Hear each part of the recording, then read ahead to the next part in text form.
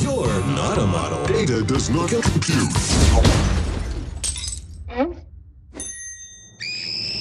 Well, I just saw Ugly Dolls. Even if you haven't seen this movie, you've seen this movie before with its cast musicians at the end of their careers. A Jonas Brother, Kelly Clarkson, Ice-T, Pitbull, who was a producer of this movie. Man, I play Ugly Dog, which just happens to be a little bit like, you know, Mr. 305, Mr. Worldwide, I'm Mandito, man. It's the typical be different message, although if you watched our unscripted stream review linked below, Niska thought it was a message about abortion with these imperfect creatures thrown away before they were born.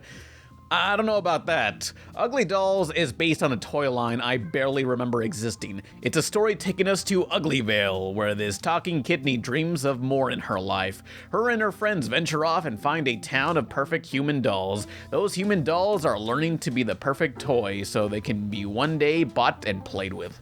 It's almost a Toy Story prequel. Can the Ugly Dolls be perfect enough to be bought by kids? Find out by reading spoilers online. You do know that Lou is gonna make it super hard for you. Well, I say bring it on, Louis. Oh my doll. The predictable villain of the film is this blonde-eyed, blue-haired Aryan model who's perfect. He hates the Ugly Dolls' ugliness and wants to put them in an oven. I'm not making that up. He's the one-dimensional villain you'd expect. They try to flesh him out with a flashback to when he was good, but they don't show him developing to be evil. He just info dumps at the very end why he became evil. This could have been more tragic if we actually saw his development, but no, they just briefly mentioned why he changed. The worst compliment I can give this movie is the Ugly Dolls and their village look so aesthetically pleasing. I love how simple they are, but they're supposed to be ugly. And yeah, it does look like it's trying to ape on the DreamWorks Trolls arts and crafts design. Yeah, the Ugly Dolls look cute, but that pink one just reminds me of that Mr. Sprinkles cartoon the Rick and Morty creator did before Rick and Morty. Oh, we should ask my friends! Glorp 1 and Glorp 2!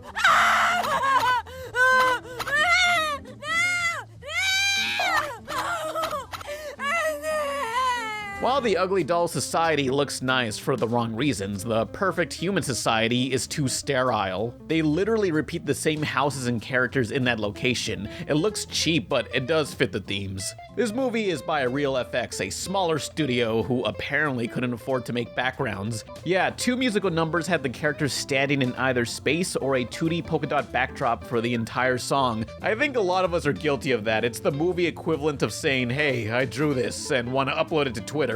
Do I draw a background? Nah, just put some dots in the back, it's fine. That's basically the musical numbers. Unbreakable.